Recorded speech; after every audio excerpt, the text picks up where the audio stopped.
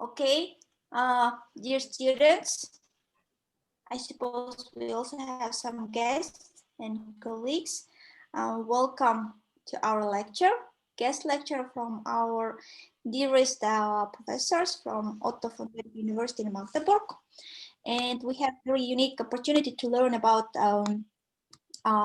German style of management of human resource. And I would like just to say that the lecture is conducted within Talent Project, which is aimed at establishing and launching master program in human resource management in Central Asian universities. And yeah, this year we have launched, and I believe that among students, we have our students who are educated within this program. And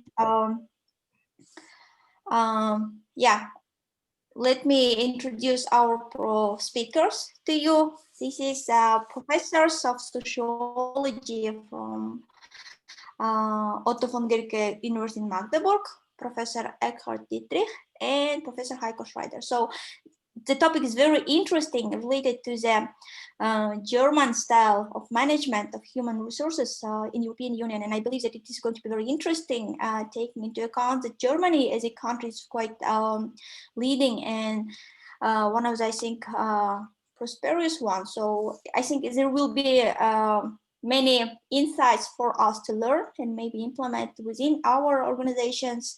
I would like to say big thanks to our speakers, and we will start with the presentation. And in case if you will have questions, you can type them out in chat box or softly, kindly interrupt our speakers and ask directly.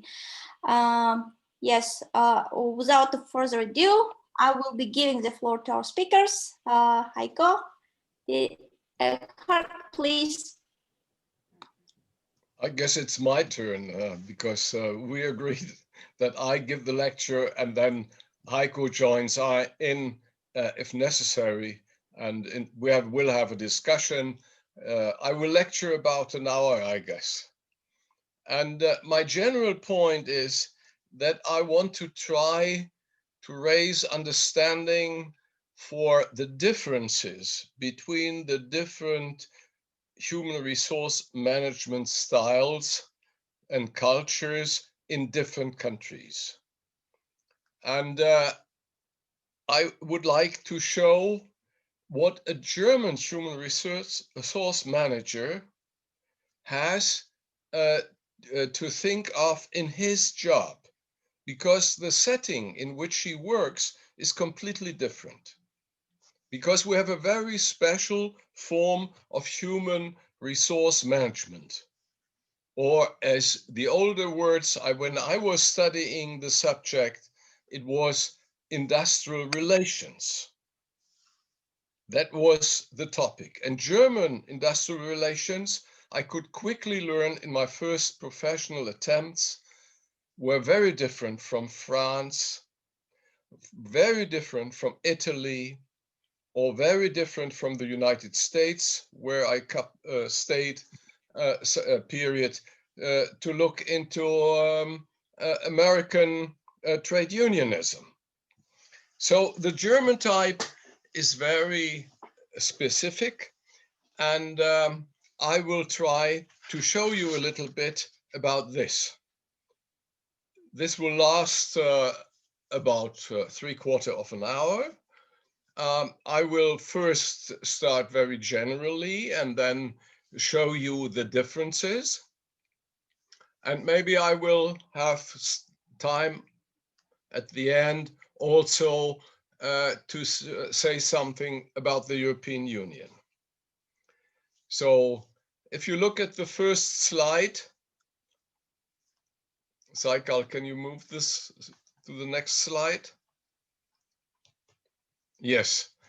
This is what, if you enter internet, it may have different wordings, but in general, you will find these functions of human resource managers they have to learn, and this is about their tasks.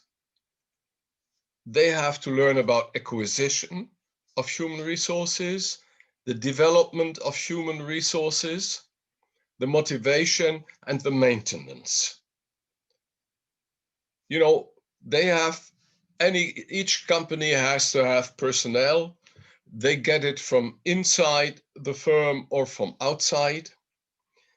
This personnel should be developed, that is, trained, etc. How can they best serve the needs of the company is the question. That's a big field in all work of human resource managers, wherever they are. Their motivation has to be developed. One can do this by incentives, by money, by vacations, and things like that. And of course, as turnover is very costly, human resource managers have to invest time to keep the personnel. So this is the broad view you can find, and it exists everywhere in our societies. But this is only a very little glimpse at the whole field, because human resource management is embedded in the institutional environment in which it works. And it works, in our case, in economic organizations. There are many other organizations in society, but we look primarily at economic organizations, and they are shaped between labor and capital. Today, in the German and other welfare states, between labor and capital, there is still difference, but it's interest difference. It's no longer antagonistic interests. And these interest differences have to be dealt with human resource management.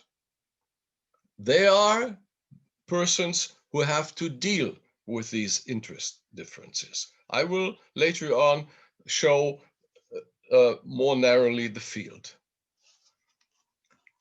And we should not discuss economic organizations only by their functions they have to fulfill, but they are institutions. And next slide, please.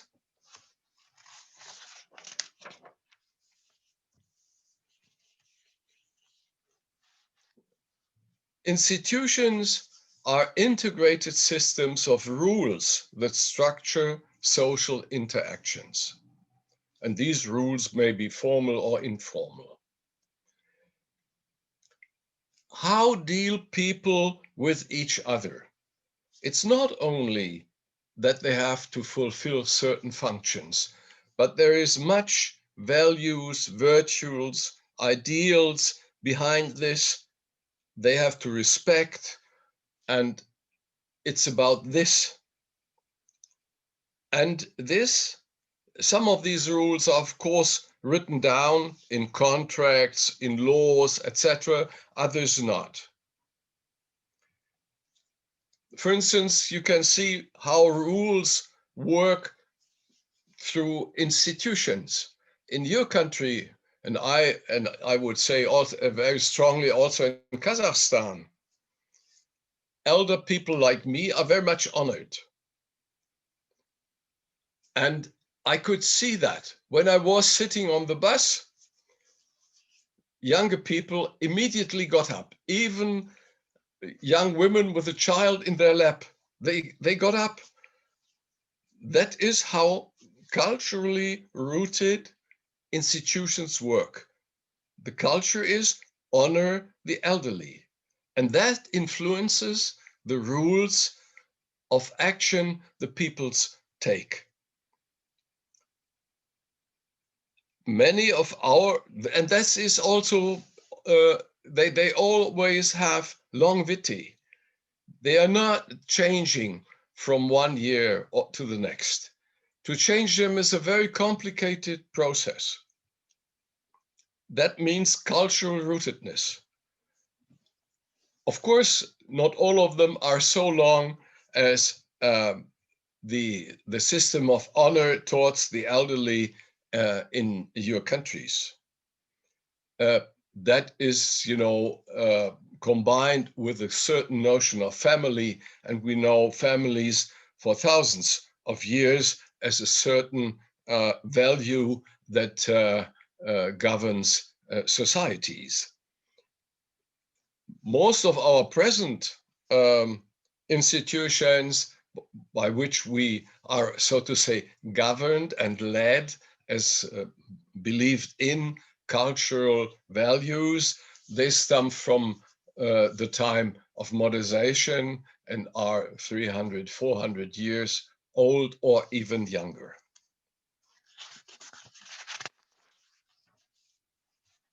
Next slide. And, human resource management in Germany is deeply rooted in such an institutional environment. It has gradually grown,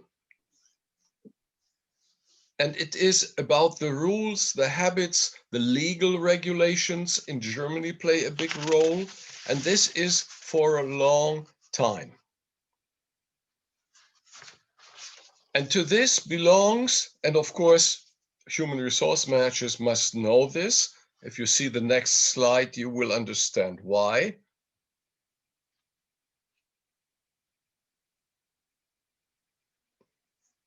The next slide.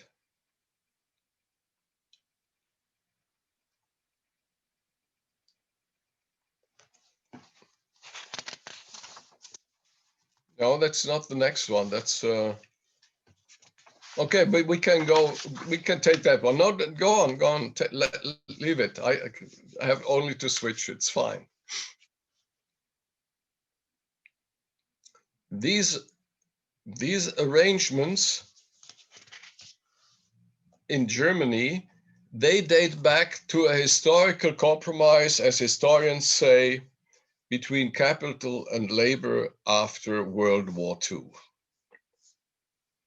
Forerunners were Works Council's law from 1920 and a system of insurances which dates back even 50 years ago from that. And it dates back to the freedom of association building in the first constitution of the country of the Weimarian Republic of that time also. But most of it is this historical compromise after the Second World War. And one must keep in mind certain keywords I want to tell you about to understand why this is so important for Germans and why this is so structuring our society and our thinking. Of course, the Second World War was the defeat of Nazi Germany. What implied between, that's estimates of historians, 6.3 to 7.5 million deaths. Germany alone, not to talk about Russia, for example, or the Soviet Union. The former elite was legitimated.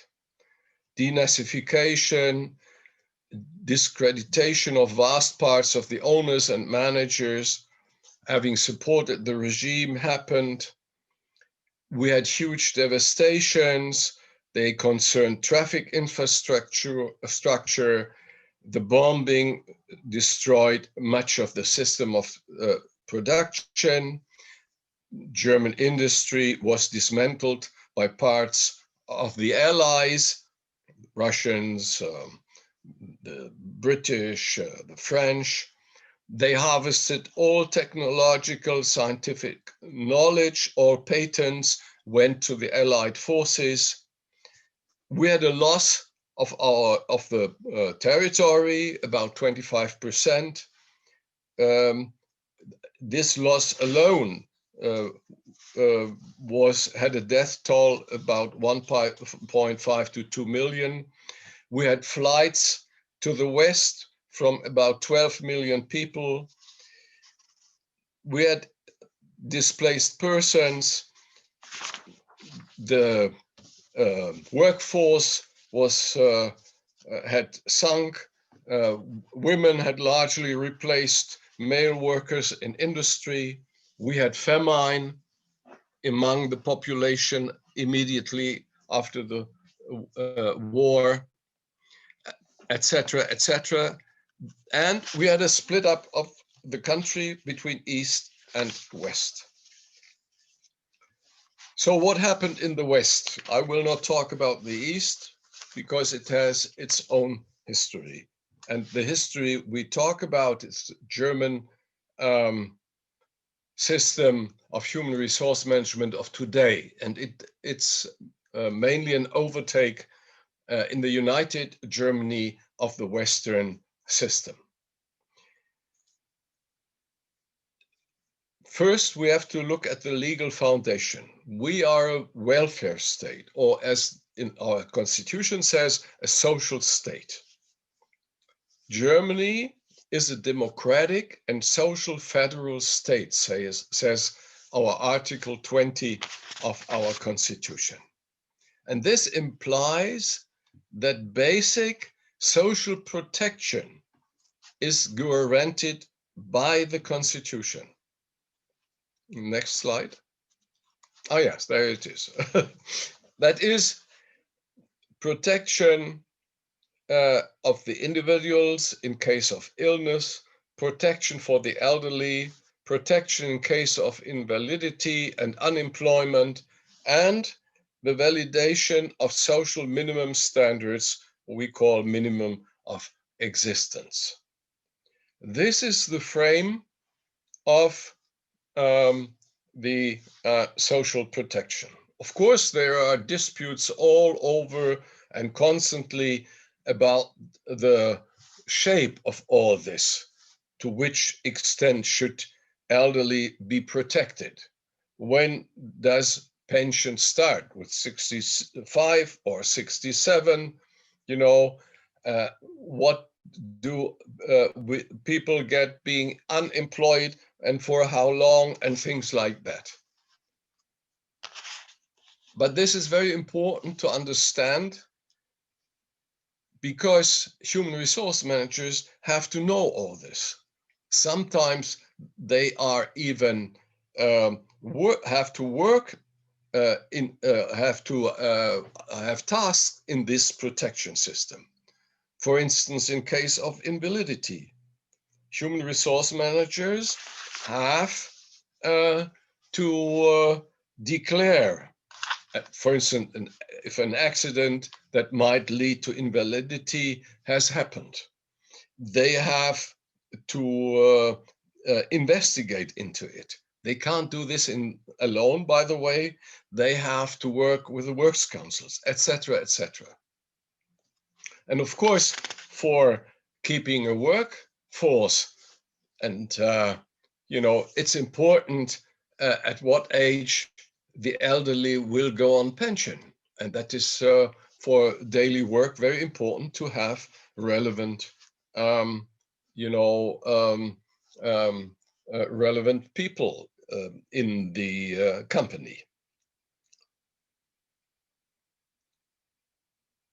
Apart from the state orientation, if we look more narrowly to the company, we find that the labor relations in the country are based on two elements.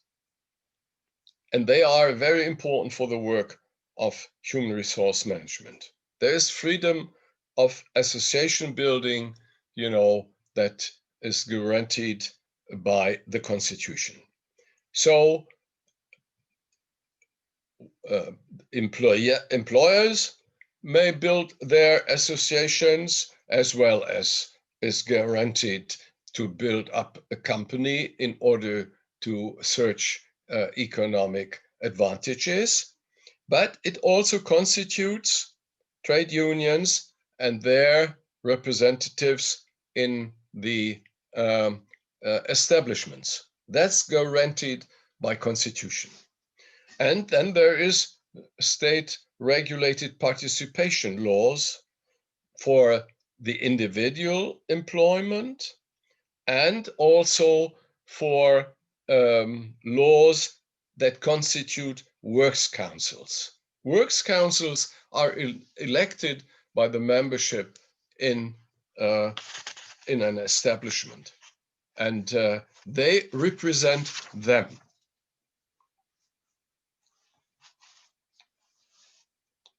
Next slide. So if we look more narrowly to industrial relations or labor relations or human resource management, we will find rules in collective bargaining, in co-determination, and in vocational training. All three fields belong to the tasks of human resource management. I will come back to this later on. Next slide. So if we jump back and reflect on the state and the whole scenario, we have the state in the form of a welfare state, and then we have labor, and between labor and state, there's a whole bunch of safety, health, and social security laws. And then we have capital, the employers, and in between we have labor law, we have employment policy, vocational training that frames their actions. And between labor and capital, we have this clash of interests.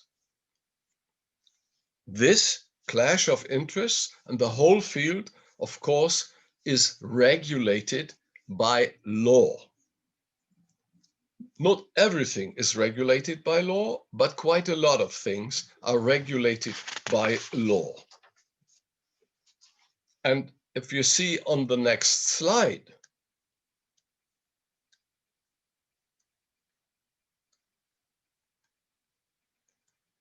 Saika needs a little bit to translate.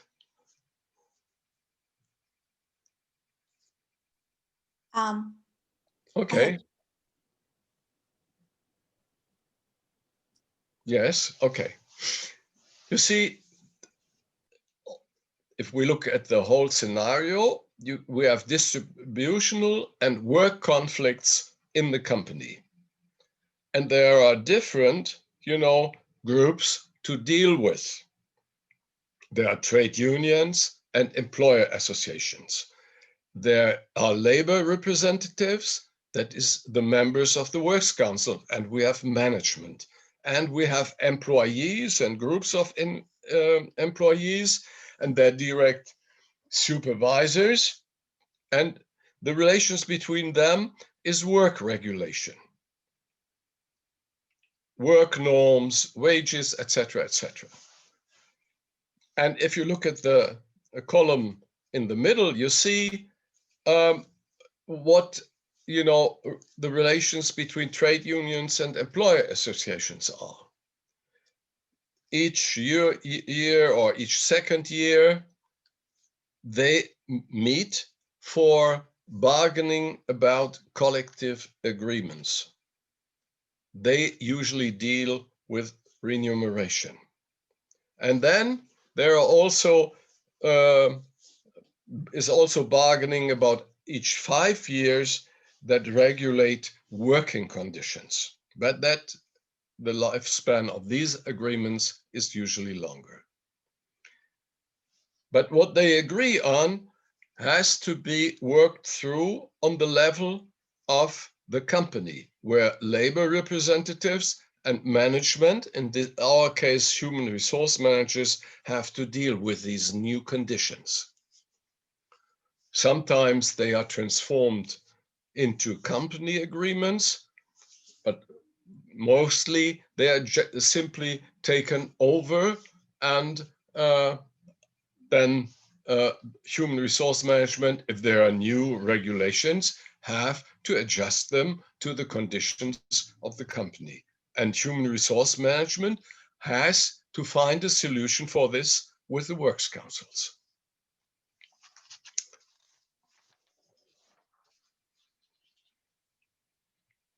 So when I talk about works councils, I talk about co-determination, or this participation of workers and their representatives in German companies.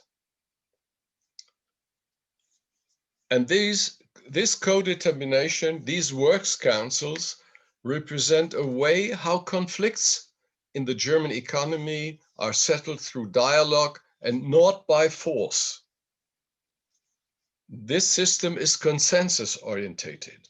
And also the law says, law is forbidden in regulating the different interests in the company.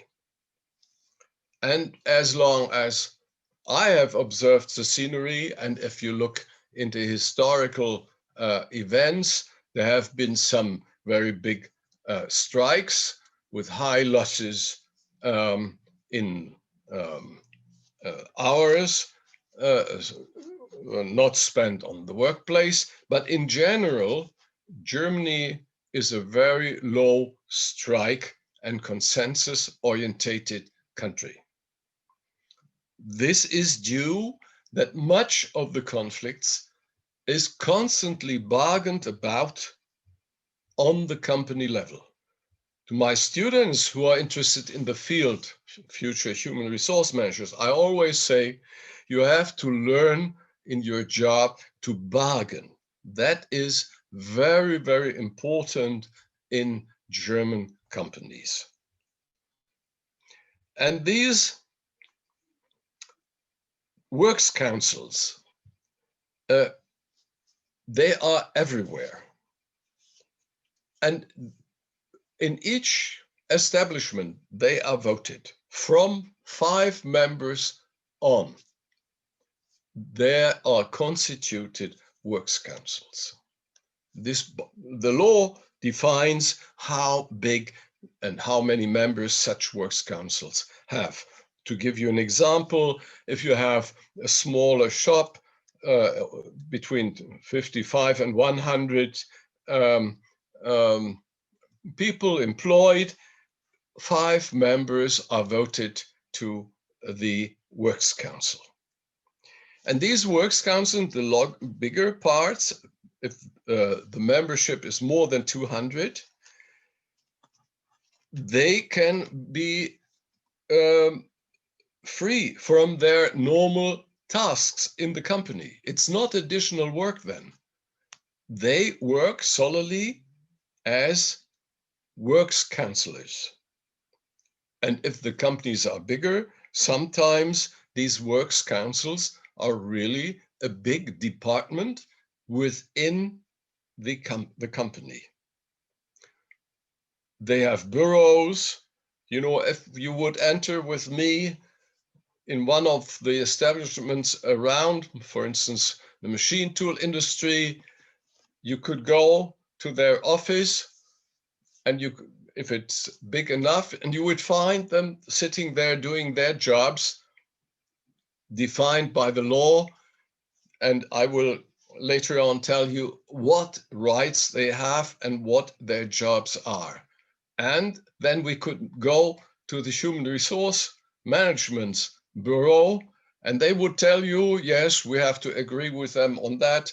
We are discussing this on that. We are bargaining about an agreement of working conditions, for example, in the painting shop, etc., etc. That is the reality you find in the companies. And of course, in the big companies, it's constantly a constant job. Next slide.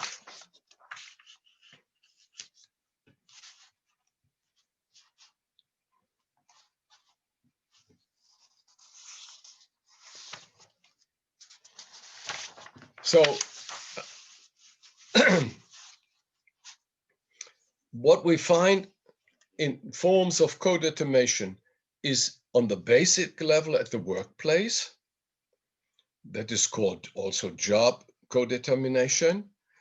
We have operational co-determination by the works councils. That is company level. And we have corporate co-determination in certain private and public limited companies of a certain size.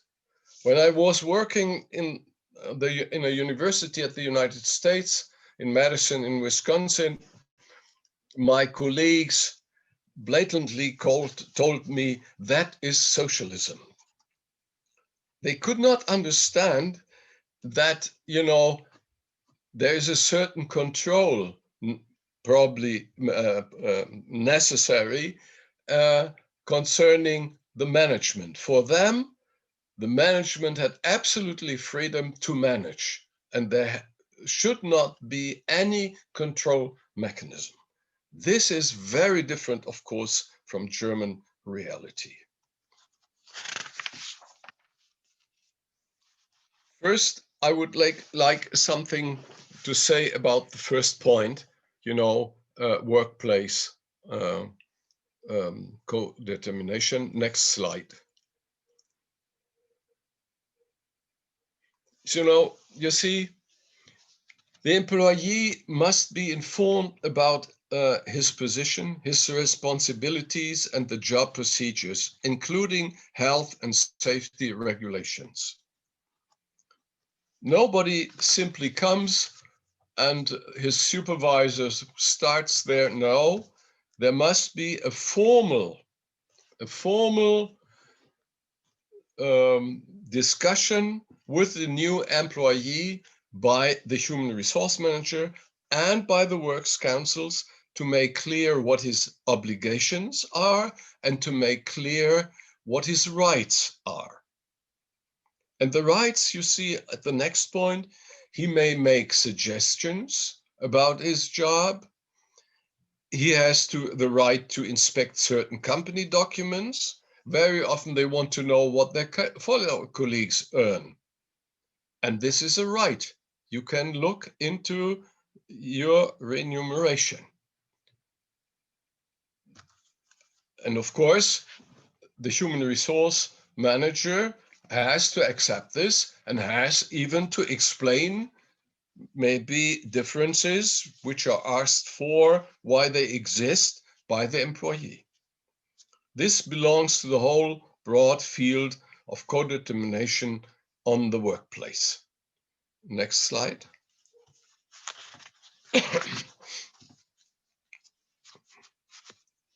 Operational co-determination is what, does the works councils.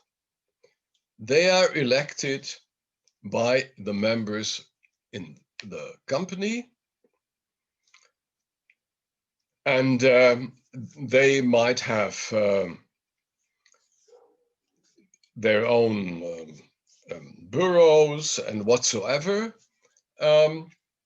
and they are allowed to do very different things, and but always in a very cooperative manners.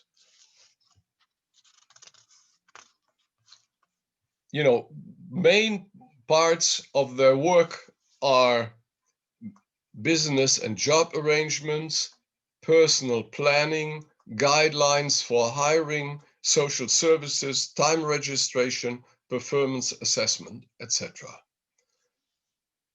If you think about your country and your companies, you would say, well, that's the description of human resource managers' fields of activity. And you're completely right. It's also in Germany the case. But this shows the clear difference. In Germany, about these topics, there are regulations that works council members, as well as human resource managers, have to find a way to set up these kind of things. For instance, guidelines of hiring. It's a joint venture. There, about this topic is bargained. then it's written down, and then it works like that. Sometimes it may be controlled. Is there already then in bigger firms, of course, somebody from handicapped people organization there present when hiring goes on, so that their interests can be looked up directly or not? If there are job arrangements, there will be discussions about, for instance, change in certain jobs. Not only the employees have to agree to this, but also the Works Council and the human resource managers. So this is very different from everyday working, for instance, in the United States, but also in France. When I was studying in France, company affairs, technological change at that time, there was no say of works councils or whatsoever. It didn't even exist. That has changed today, but at that time it did not exist at all, and nobody dealt with these topics from the union side. The unions may have revolted against it, but internally there was no clearing institution to deal with this more concretely in the company. Okay. Yes.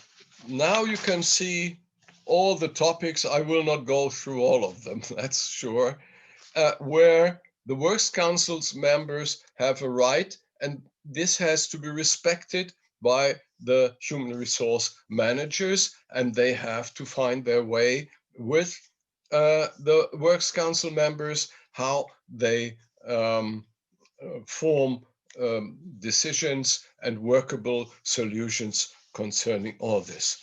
There is rights to information. That's no, not so quick. There is right to inspect documents, a right to supervision, rights to be consulted, rights to advise, etc., rights to initiate measures. There are obligations to agree, right to set up, for instance, conciliation committees. If there is no agreement reached, then there's rights for conciliation. There's right to set up on an economic committee. And apart from that, there are regular meetings between works councils and the CIOs, all of them, and also with there are meetings usually once a week with the human resource management department. The CIOs have to report each 3 months on the economic affairs to the whole employees. And this is very important. No, once a year, and all 3 months to the works councils. And the works councils may ask, what is going on here? Why do you bargain with somebody else concerning to cooperate or not, and things like this. So the works councils usually, if they are well equipped, they are well informed what is really going on also economically concerning the whole of the company. And the next form, for most onlookers even more astonishing, is what is called corporate co-determination. This concerns, of course, bigger companies, private and public limited companies, and according to shareholder law. And this law provides for seats on the executive as well as on the supervisory board. Normally, the head of the human resource management department is chosen with help of the works councils. Sometimes they come from the ranks of the works councils, but most often they come from outside. But the works council might agree or not. If they do not agree, there will be a conciliation process. And on the long run, of course, the say is with the management. But you can see there's strong influence between works councils and the human resource management department. On the level of the whole companies, half the special shareholder law sees that half of the seats on the supervisory board comes from the side of the employees. The other half is from the employer's side. The president of the of the supervisory board is always from the side of the employers. So if there is strong dissent, there's a majority of one vote on the side of the employers. But of course, this is a very important participation right that in the big companies, the supervisory board has also members from the side of the employees.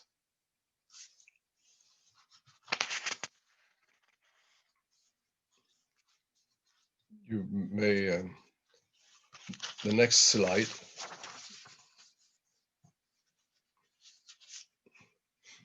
And additionally, I told already this, you can go on.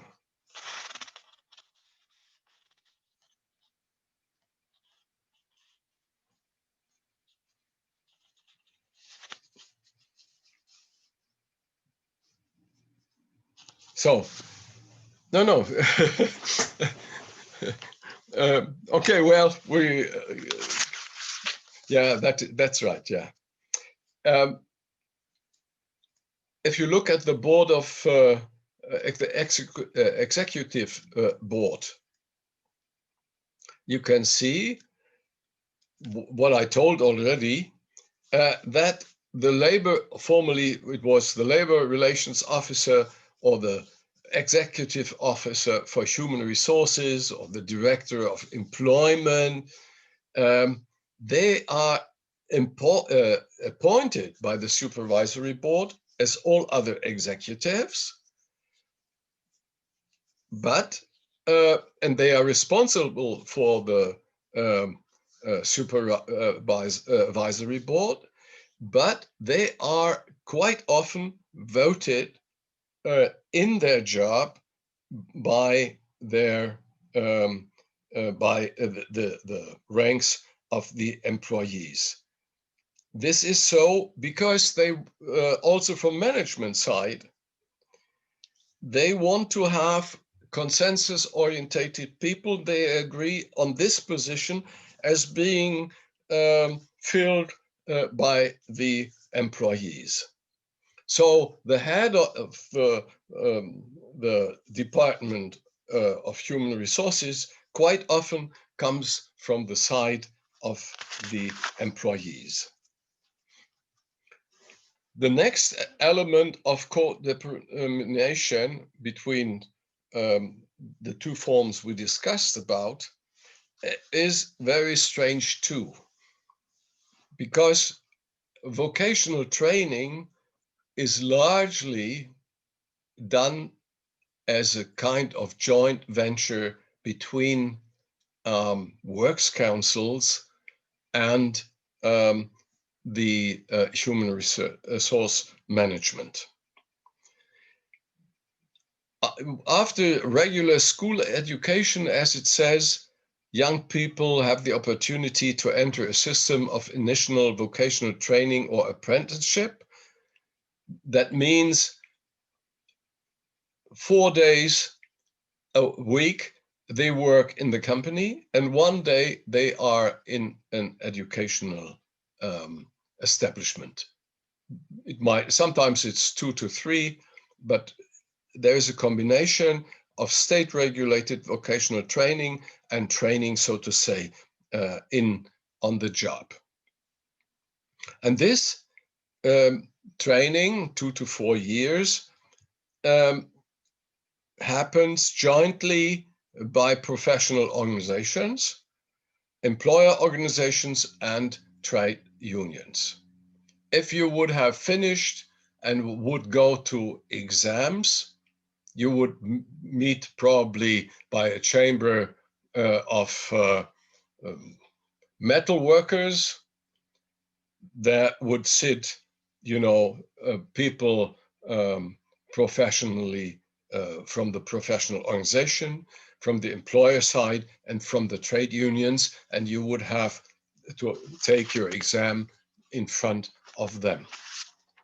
And of course, the whole process of education is governed jointly when it happens in the company.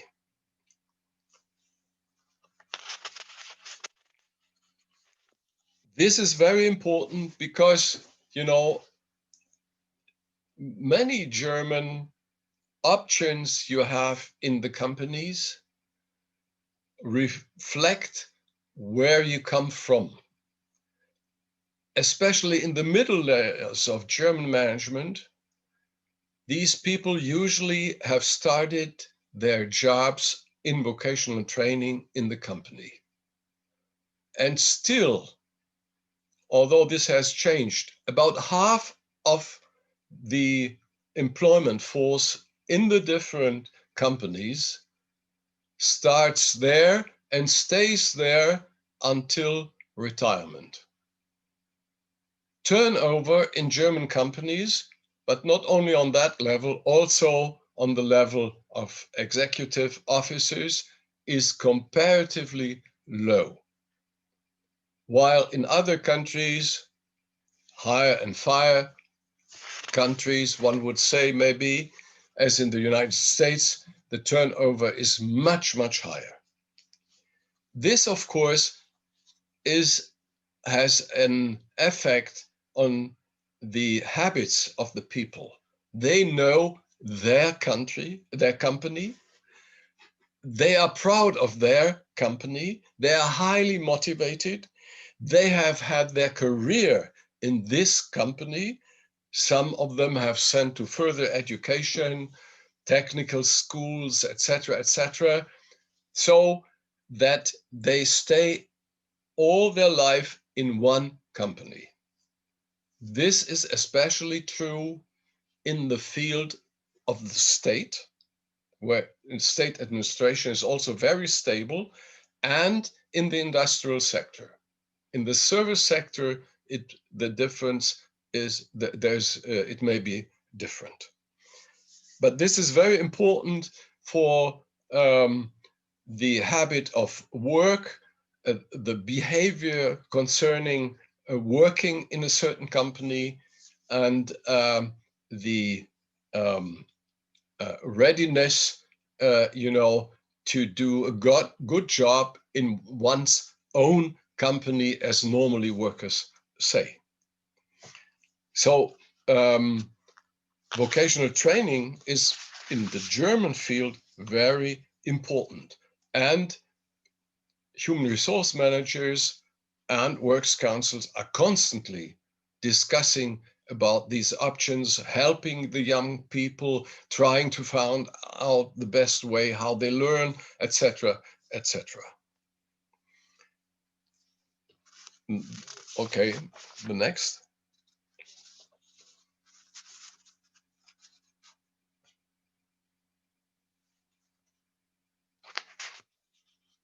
So, yes, general conclusions. If not without reason, I told you about the starting point after the Second World War. We had an economy really in a very, very terrible shape. Now are we an export-orientated country, second in the world. We are high-tech orientated. We have a stable economy, and concerning welfare of the population, we are belonging to the most favorable countries in the world.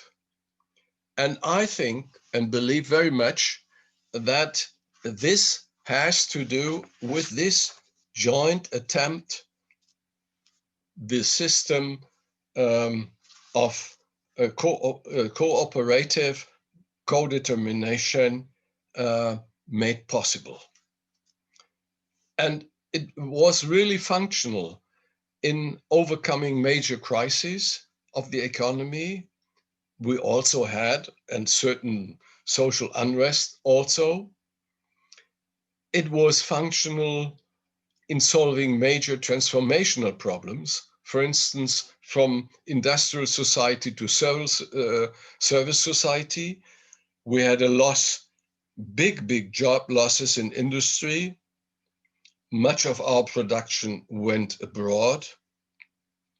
Whole industries became marginalized, for instance, textile industry, coal and steel. They all lost their importance for the German economy. Agriculture changed its shape completely. All these structural changes happened without major social unrests. And if this goes on, I don't know, because the stronghold of the system was and is in industry. And we have, industry does not play the role today as before. When I was studying, 60 to 70% of the whole population worked in industry. This is about the number today who works in the field of services. And if one can develop such a system, and in the future with this system developed and having a stronghold in industry, also for this meanwhile service dominated in economy, I don't know.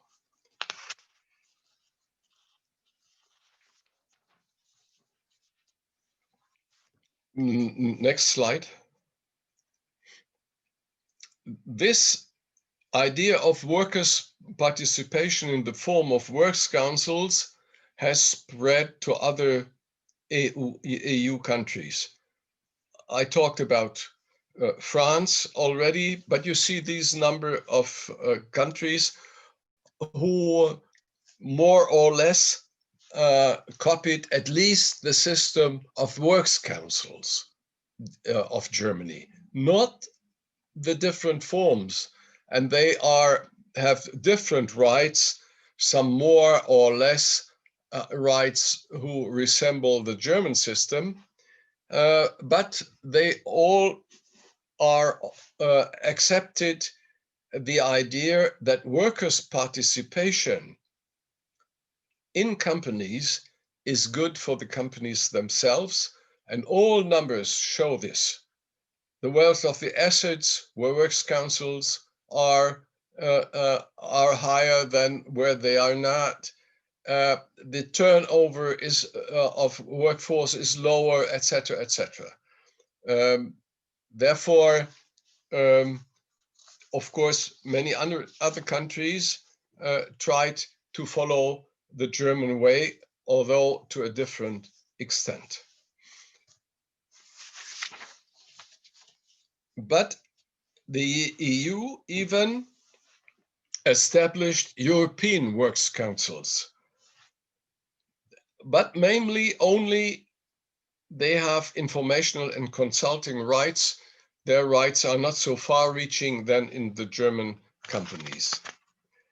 But I believe very much that with this, the EU reacts to the growing transnational reconstruction of its economy and the problems involved.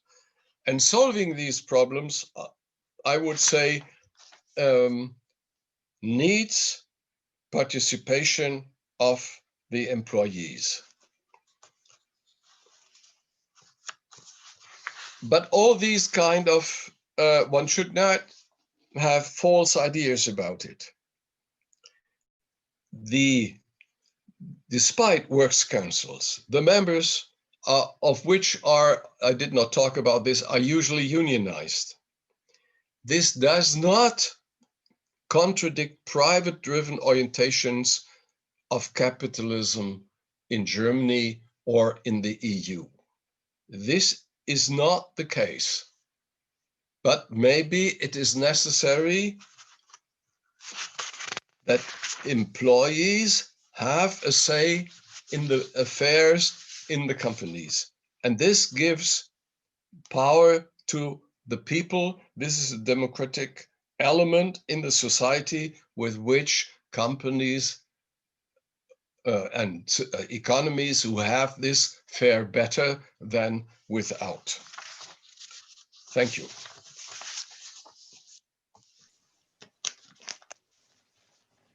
Yeah, there is some literature you will find.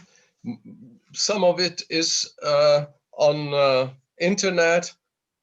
You may have a look at it so that you can find out in more detail.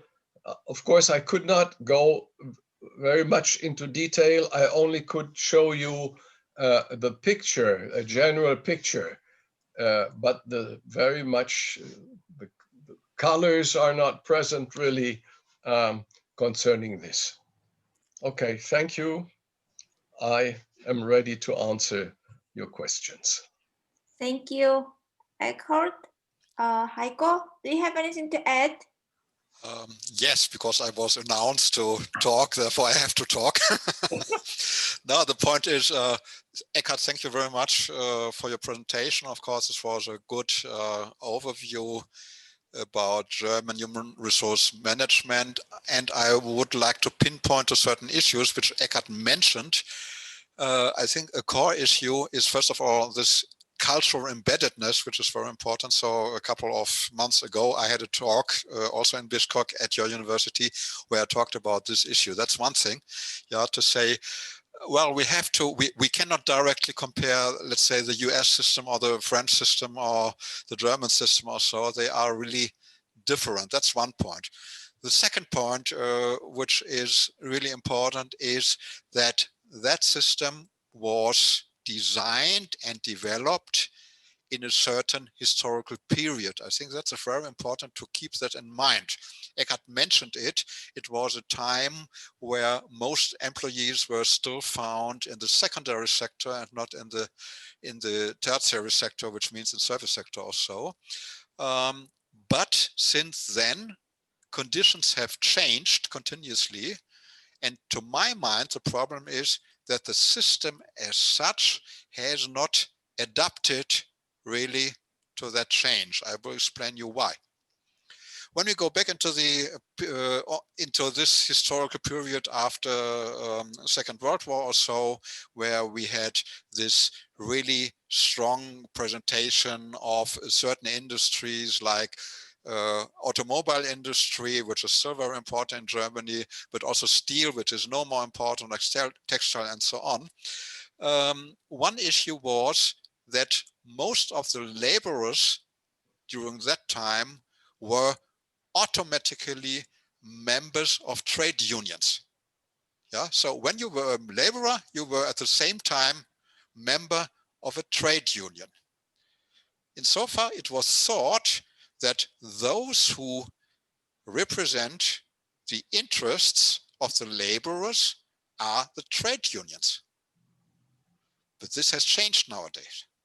When we look how many people are really members of trade unions, we see it's perhaps only 30% or so of the laborers of a company, but nevertheless, the trade unions bargain with the employers about salaries, for example. Yeah, so I would say the trade unions, on one hand, represent all laborers. On the other hand, they have a certain interest concerning their members. And when Eckhard says there is a certain, in certain industries, there is a certain protection, people don't change the company, they start as young people and until the end they are retired, they are still in the company. This is perhaps true for certain industries, one thing, and for a certain group of employees, namely those who are still in such a position with lifelong contracts, which have a strong representation by labor unions, but this is no more the majority. So we know, due to globalization, whatever, yeah, companies want to save money. What are they doing? They try to get rid of these expensive laborers. Instead, they hire people from other firms, for example, which makes the matter much, maybe perhaps not cheaper, but of course they do not have the responsibility for the employees. They rent them. Yeah, and of course this is a totally different condition when you work as a hired laborer. You have no rights, you have limited rights, you have limited representation, and. Yeah, so this should be kept in mind, and perhaps Eckhard, you can say something on that issue. Yes, I agree to this, but there are mechanisms that make the situation not too disastrous. If we look at branches, still 2/3 of German workers in the private sector as well in the state sector are covered by collective bargaining. So what unions and employers do is, and where a certain element of protection and of income is organized, it is still very intact. But the pressure is strong. I agree very much, especially in certain branches. For instance, we had just these scandals in meat industry, which completely works with foreign hired people without any protection. And it's very difficult to organize them. It's very difficult of the works councils to find agreements with them, because they are not belonging to the company. They are external. They are employed officially by, for instance, a Polish company that lends them to the German company. And this is, of course, the German government wants to declare that illegal now, but in many companies this is the case. Even in the big automotive companies, the membership of the people working in the company is much higher than those who have long-lasting contracts, and on all levels. This is an attempt of the employers to get rid of that, what Heiko said, these people being well paid under the regulations of cooperation between employers and employees, etc., etc. And the pressure, of course, comes from export. It's very strong, and the tendency to pay lower wages, of course, threatens this whole system. This is an open question what comes out of it as I end it. We don't know whether this is workable. At the very beginning, I was also very skeptical, because especially, younger, highly skilled people from academia or technical schools no longer entered trade unions, were no longer interested in works councils. But it seems, meanwhile, that this changes. There are certain signs that they enter trade unions, what shapes their character and makes it different. Meanwhile, there are many high-tech people in trade unions. They are different than workers from the assembly line, for instance, or from the furnace work in a steel company, etc., etc. And they have different interests. Their value options are different. They are not so eager on high remuneration, but on better working conditions. They are more interested in more vacation and things like this. So the whole system starts also on the side of the trade unions to change. If this is quick enough in order to come to grips with the challenges from globalization, etc., I don't know. But one can see already the changes. Cartman, many thanks. I just had some questions related to this trade union. Like, do you have at your university trade union, and are you member of this? So yes, there are trade unions. You know, there's a special law, but it's nearly the same as the law for companies. It's the personnel law. The other is the Betriebsverfassung, it's the company law, it's called, but the rights are completely the same. And I'm a long member of the trade unions. And I've been a member of the trade unions from my student times already. And I was an instructor on labor law for foreign workforce at that time, for Italians. Who did not understand what was going on in Germany when they were, you know, as a foreign workforce without rights. It's just the same. You know, I was very much annoyed as a young student about the rightlessness of these workers. And therefore I got engaged into teaching them basic labor law in Germany so that they could use this in the company. Of course, it was organized by trade unions.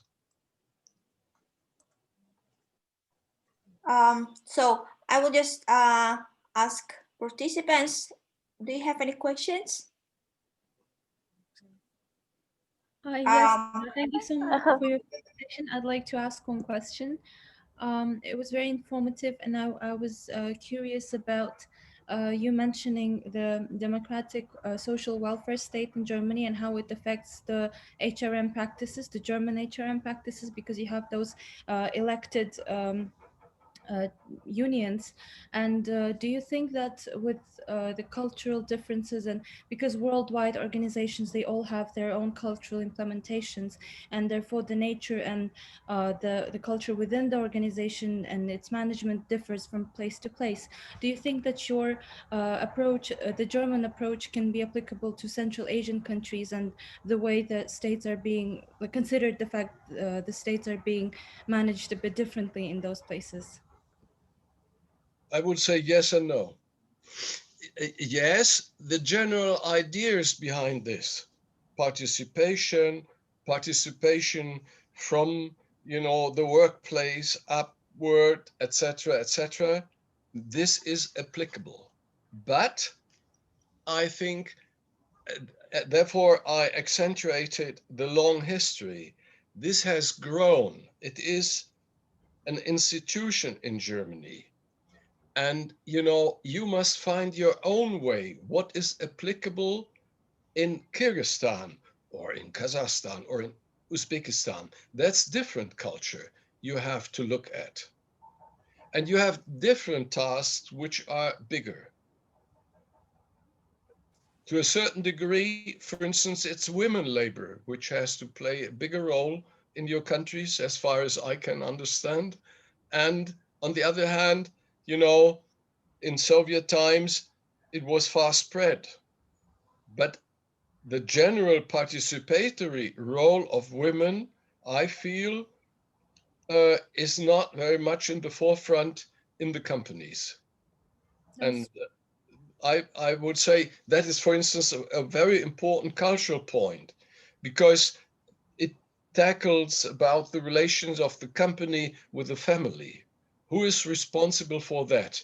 Is there enough childcare for the employees so that the children are well kept? And or is it not enough developed? And is there a need, for instance, for the company to set up childcare? What has been done in German companies? Sometimes they have their own childcares, they have their own kindergartens, because the state failed in order to do so. And kind of these things. So you have to adapt it to your economy. That is important. Thank you. Maybe I also shortly comment on it. I think the core idea of labor unions is to protect those who are in a very weak position. Yes. Yeah, and insofar, of course, there should be attempts to try to protect those people, to organize them, and so on. So I had been working in India, for example, and was very astonished that people try to organize people living in slums. So they don't work, but they are living in slums, which means they have the same living conditions. And they said, well, we built a trade union or labor union of slum dwellers. Yeah, to give them voice, that they can complain and. Yeah, and I think that's a very important point. Yeah, to say, to set up such organization for those who are not really well represented. Eckhard mentioned it, for example, women in the labor market in Central Asia. Yeah, why not having a women's labor union? We don't have it in Germany. Yeah, but of course this could be an idea to say, well, we try to represent such people, to speak for them. So in Germany, my argument was the labor unions nowadays are far away from that initial idea to say we represent weak people. Nowadays, for example, the boss of the Works Council in Volkswagen, yeah, he's a very, very rich person who is so close to the employer side and no more on the sides of the employees or so. That's no more the idea of representation of the labor side or so. Yeah. And so far, of course, I would recommend looking who are the weak and try to, well, to organize them. Thank you so much. Thank you. Chokonaja, do you have questions? Ну, у меня вообще-то вопросов нету. Я вот думала, наши студенты все-таки обучаются, и вопросы управления человеческими ресурсами, они для всех на любом этапе развития важны. Спасибо большое, конечно, вот Экхарду, Хейка за то, что они ну, так фундаментально, да, начиная с институциональных основ, объяснили, как работает вот эта вот система управления человеческими ресурсами в Германии. Ну, вопросов у меня нет. Chokonaji is expressing her appreciation for your lecture. I have just one question. I think it is coming from the current time due to this, I don't know, pandemic, coronavirus situation, due to this lockdown. I'm wondering, since in Germany, labor force, like they are protected quite well, how firms, I don't know, they were able to overcome such situation, because we have seen that firms are coming like to the bankruptcy, they are closing. What would you say, what is happening, like what happened in Germany in this case? Yes, of course we have lockdowns in certain fields, but the employees are secured by special law for short work. That means if you can't work under the conditions of pandemia, they get a certain sum. It's about 70%, as far as I think. It depends if you're married, not married, how many children, etc. This is about 70% of your former salary. So that is a protection.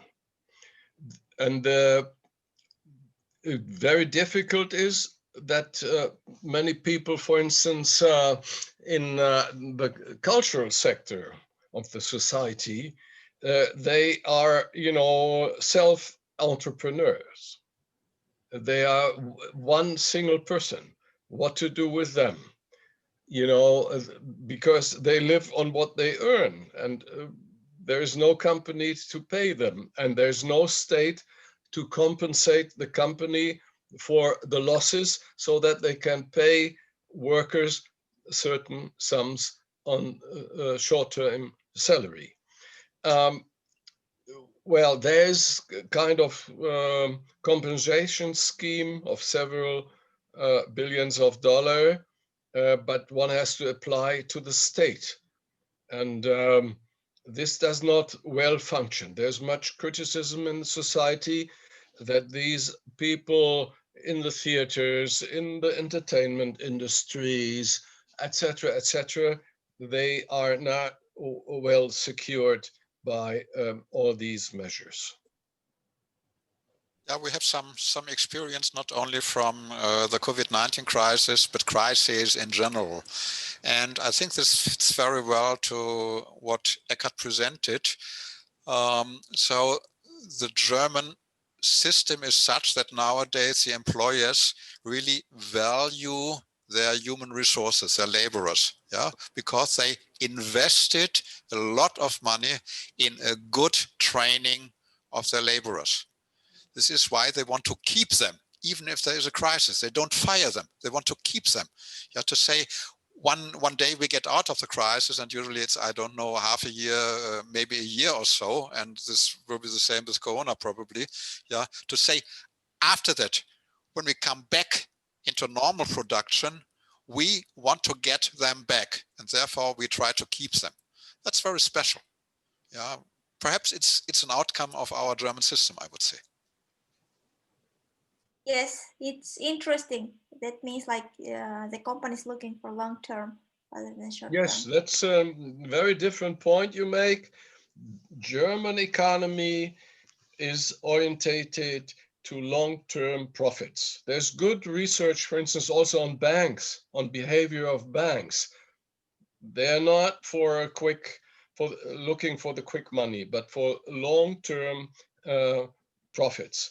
And this is maybe one side argues that has also to do with our different working culture and our culture of justice in the country. This is very difficult to develop. Of course, there are also others who are really, little devils, but nevertheless, in general, you will find this kind of situation. One does not know what is really better. The American system, especially in banks with very short returns. Thank you. Thank you very much.